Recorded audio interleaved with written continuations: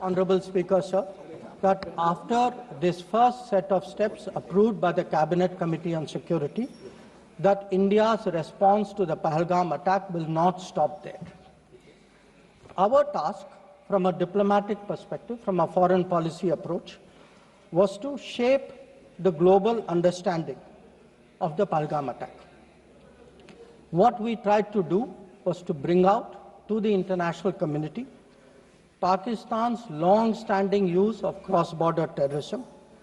We highlighted the history of terrorism in Pakistan and how this particular attack was meant to target the economy of Jammu and Kashmir and to sow communal discord among the people of India. Our messages were two. One, zero tolerance of terrorism, and two, the right to defend our people against terrorism. So all the interactions we did, the diplomatic briefings, we called all the embassies for briefings, we interacted with the media. All of this was aimed at these two objectives: zero tolerance of terrorism and the right to defend ourselves, right to defend the people of India against cross-border terrorism. Now, the focus for our diplomacy was understandably the UN Security Council. And Honorable Speaker, sir, the challenge for us was that at this particular point, Pakistan is a member of the Security Council. We are not. So we had to achieve our objectives in a Security Council where Pakistan is a member. Now, our goals in the Security Council were two. One, to get an endorsement from the Security Council of the need for accountability, and two, to bring to justice those who perpetrated this attack. And I am glad to say, Speaker, sir, and I hope that this is appreciated and recognized by the House. If you look at the Security Council statement of 25 April, the members of the Security Council condemned in the strongest terms the terrorist attack. They affirmed terrorism in all its forms and manifestations constitute one of the most serious threats to international peace and security. And most important, the Council underlined the need to hold the perpetrators, organizers, financiers, and sponsors of this reprehensible act of terrorism accountable and bring them to justice. I highlight this, Speaker, sir, because this statement of the UN Security Council resonated throughout the international community. So when many honorable members asked today, where was the world on Pahalgam? I think the answer is there. The answer is there in a Security Council statement which says hold them accountable, bring them to justice, and that is exactly what we did through Operation Sindoor. Now, I also want, Honorable Speaker, sir, through you, to bring to the attention of the House a very interesting development pertaining to the TRF, the Resistance Front. When the Security Council was debating this on the 25th of April, and TRF had twice claimed responsibility for the Pahalgam attack, Pakistan defended the TRF.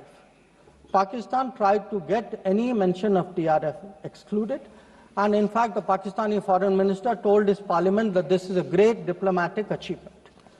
Now, I mention it because today, again, thanks to our diplomacy, the TRF has been designated as a global terrorist organization by the US government, and the same Pakistani foreign minister who took so much pride saying, I defended the TRF, says, well, now if the US has done this, we accept it. So that is where the Security Council issue stood. If I could then, sir, move on to the diplomacy from 25th of April till the commencement of Operation Sindoor. During this period, there were obviously a number of phone calls, a number of conversations. At my level, there were 27 calls at Prime Minister, I think almost 20 calls, about 35, 40 letters of support came in. And what we tried to do was to create a narrative, prepare the diplomacy for the launch of Operation Sindoor. And the result of that diplomacy, Honorable Speaker, sir, there are 193 nations of the members of the United Nations. 193. Only 3, apart from Pakistan, opposed Operation Sindoor. Only 3. If you look through this period, and I would be very happy to share with the House the exact positions of various governments, overwhelmingly, there was recognition that terrorism is unacceptable, that a country which has been attacked has a right to defend itself, and that India was doing exactly that. Now, when Operation Sindoor was launched, we spelled out our objectives. There was a statement, Honorable Raksha Mantri ji referred to it in his statement, where we put out for the benefit of our own people, for the international community, that Operation Sindoor was hitting the terrorist infrastructure in Pakistan and Pakistan-occupied Jammu and Kashmir, from where terrorist attacks had been planned and launched. We highlighted that 9 sites had been targeted, and we said that our actions are focused, measured, and non-escalatory in nature. And we were living up to the commitment that those responsible for this attack will be held accountable. This was the commitment which was endorsed by the UN Security Council, thanks to our diplomacy. It was a commitment made by the Prime Minister to the people of India that we would hit those symbols, those sites, those planning places.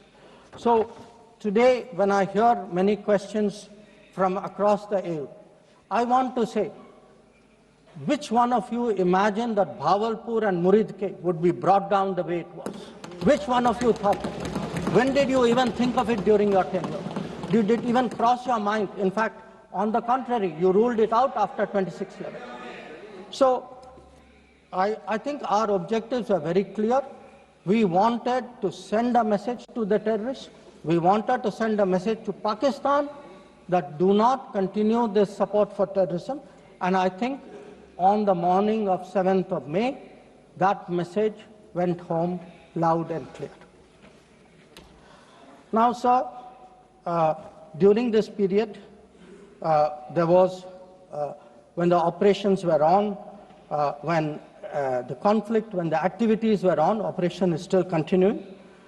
A number of countries, number of their leaders, ministers, others called up. And they called up because people wanted to know what is happening. People wanted to know what is the thinking of India. People wanted to understand what we are doing. And I would like to share with the House, sir, through you, to everybody, we gave a common message. The common message was India is exercising its right to defend itself against terrorism. Number 2, the targets which were hit on the 7th of May are known terrorist headquarters and infrastructure. Number 3, there will be no mediation. Anything between us and Pakistan is bilateral. Number 4, we will never bow down to nuclear blackmail. Number 5, we are responding to Pakistani military attacks because after Operation Sindoor was launched, they had started targeting our military facilities. And we will continue to hit the Pakistani military. If the fighting is to stop, Pakistan must request it. And that request must come through the designated channel of DGMOs. This was a common message that we had given to many people who had called us during that period. Our position was very, very clear in how we were approaching the progress of Operation Sindoor. Now, sir, many members asked, some out of genuine curiosity, some perhaps less, what was the international support? How much international understanding was there of India's position? I would like to share with you a sample. So let me start with countries who are known to be partners of India. Quad. Quad gave a statement which says the Quad unequivocally condemns all acts of terrorism and violent extremism in all its forms and manifestations, including cross-border terrorism. We condemn in strongest terms the terrorist attacks in Pahalgam on 22 April and call for perpetrators, organizers and financiers of this reprehensible act to be brought to justice without any delay. Now, sir, this is the Quad. Now, let us look at a different grouping, BRICS. Now, BRICS has China as a member, Russia as a member, it has Iran as a member, Brazil, South Africa, Egypt. BRICS also condemned the April 22 attack. It reaffirmed its commitment to combating terrorism, again including cross-border terrorism. Now, I would like members of this House to understand, if India is attacked, if there is a terrorist attack on India and a country says we condemn cross-border terrorism, I think it is obvious to everybody what that cross-border terrorism is. So, I then move on, sir, to the Central Asia. The Central Asian countries opposed providing safe haven using terrorist proxies for cross-border terrorism, for terror financing. Now, I can cite statements from the Indian Ocean Rim Association, from individual countries, range of them.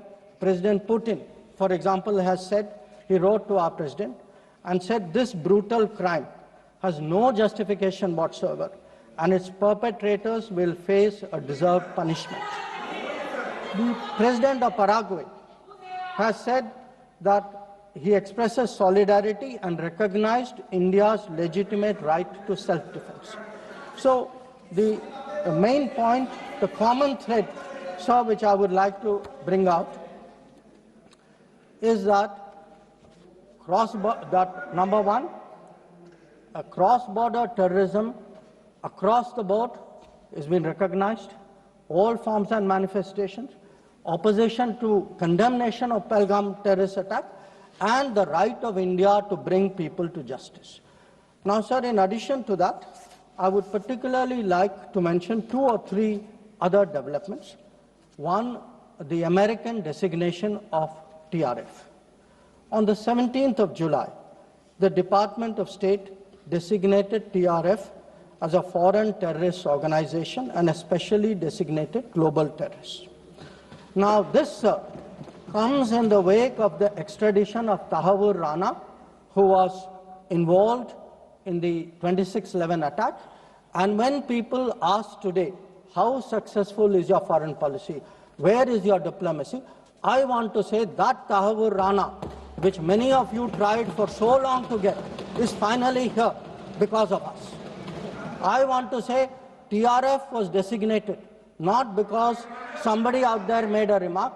TRF was designated as a global terrorist organization because our diplomacy persuaded another country to do that. Now, our strong stance has resonated across the world. I was some time ago in Germany, and standing next to me, the German foreign minister said, India has every right to defend itself against terrorism, and Germany will support this fight against terrorism. Similar position has been taken by France. Similar position has been taken by the European Union.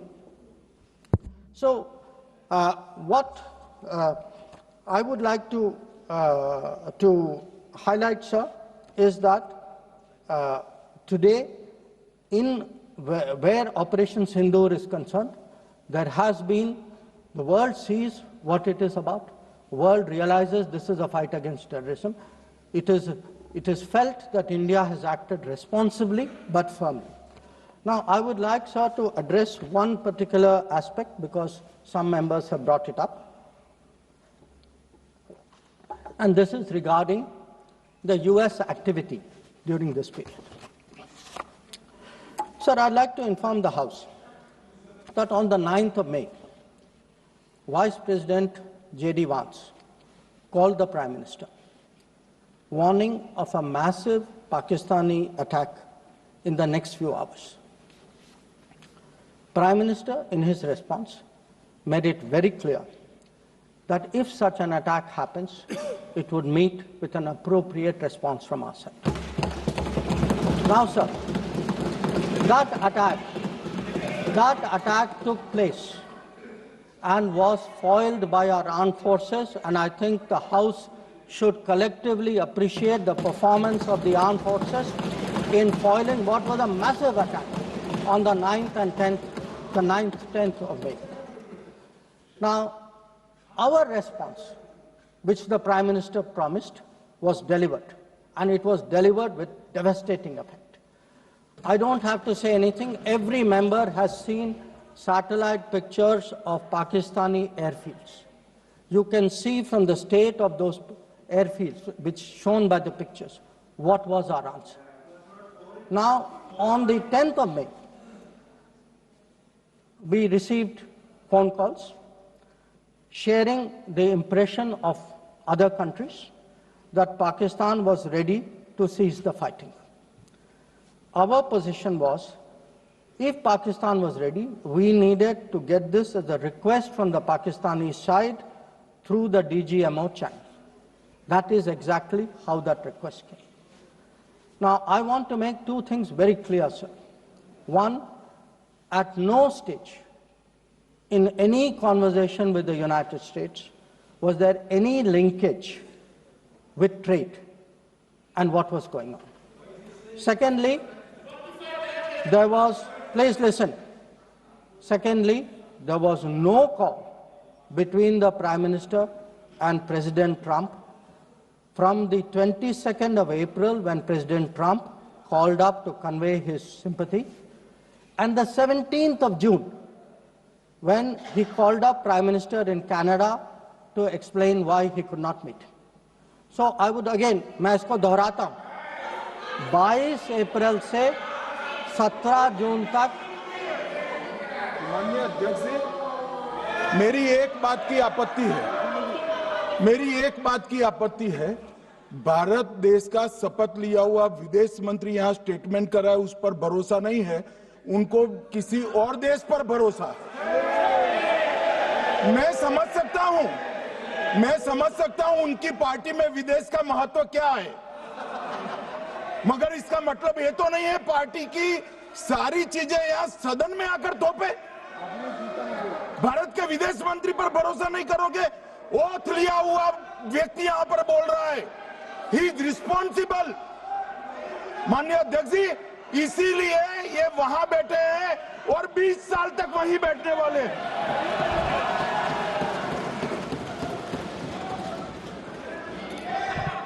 Honorable Speaker, sir, in the course of the debate today, some points were made by members of the opposition. I would like to respond to some of them. We were asked, why did you stop at this time? Why did you not go further? Please see who's asking this question. This question is being asked by people who, after 26/11,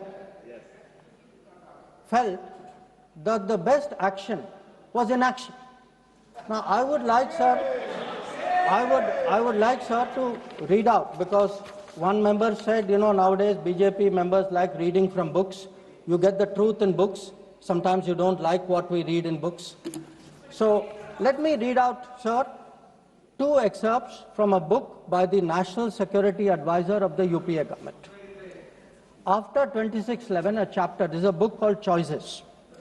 He says, on sober reflection and in hindsight, I now believe the decision not to retaliate militarily, but to concentrate on diplomatic, covert and other means was the right one for that time and place. This is what he says. But did he even do that? Because 26/11 happened in November of 2008. What was the reaction? The reaction was Sharm el-Sheikh. Was that diplomatic? Was it covert? Was it military? Now, what did Sharm el-Sheikh do? In Sharm el-Sheikh, the then government and the Pakistani Prime Minister agreed terrorism is a main threat to both countries. Now, today, sir, people are saying, you know, America is hyphenating you, Russia is hyphenating you. That is what I heard Dipinder Huda ji say. Hello, you are hyphenating yourself. I mean, you did not need a foreign country to say, please link India to Pakistan. Your own government was saying, you know, India and terrorism is a main threat to both countries. And then they said, terrorism should not be linked to the composite dialogue. And worst of all, they accepted a reference to Baluchistan in that. Now, here is a country reeling after 26/11. And you are equating Baluchistan and 26/11, what happened in Mumbai, and you are saying that the perpetrator and the victim have both got a problem. And then now you are asking me, why didn't you go further? People who did nothing are asking a government which did so much, saying, why didn't you do more? Now, you might think, sir, that this is a one-off, but this is a habit, because this is the thinking in that part of the House. Some years ago, there was, if you remember, sir, the Mumbai train bombing. The Mumbai train bombing happened in July of 2006. In September of 2006, 3 months after the Mumbai train bombing, at Havana, the UPA government, with its Pakistani counterpart, condemns all acts of terrorism as though we are both again equal, and agrees that it's a scourge that we need to effectively deal with together. And then they directed again resumption of dialogue. So what I want to highlight is, for people who did nothing to have the temerity, the gumption today to ask a government which did so much, which brought down Bhavalpur and Muridke, to say, why didn't you do more? I think it's extraordinary. Now, sir, we also heard from one of the early speakers saying we are now facing a two-front, and that the leader of opposition has been warning us about two-front. Now, all I can say, sir, is the person who said it, and maybe the leader of opposition, must have missed their history lessons in school. I'll tell you why. Because I would like to walk you through the history of this two-front.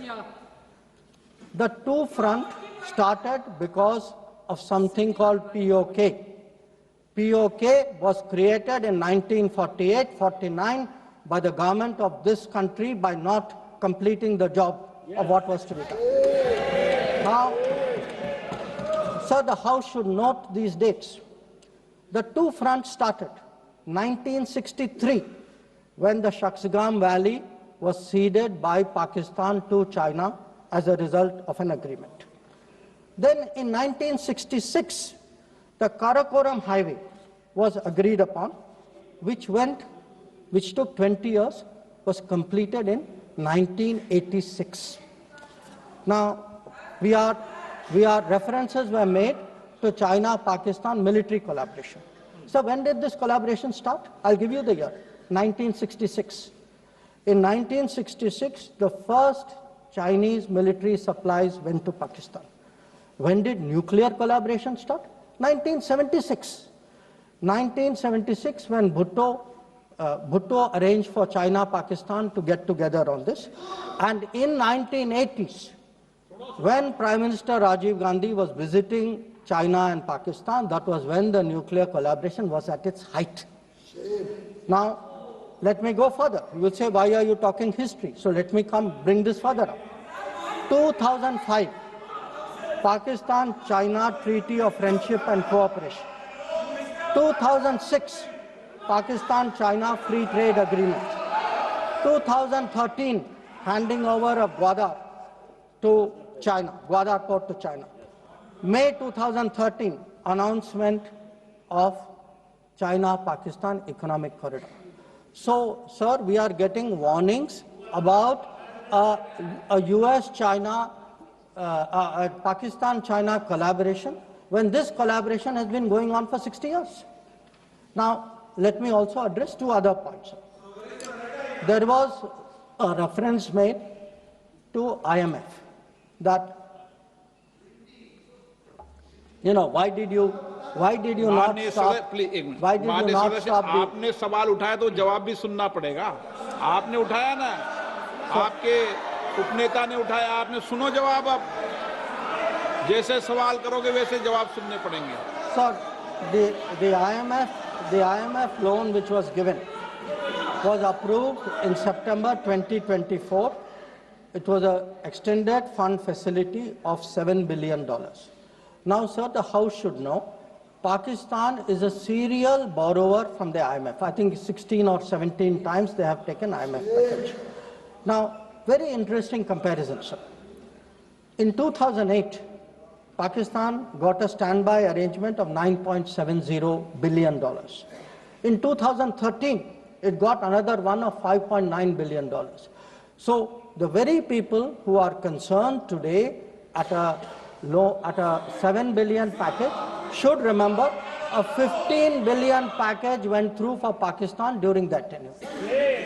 Now, reference was made, sir, to FATF.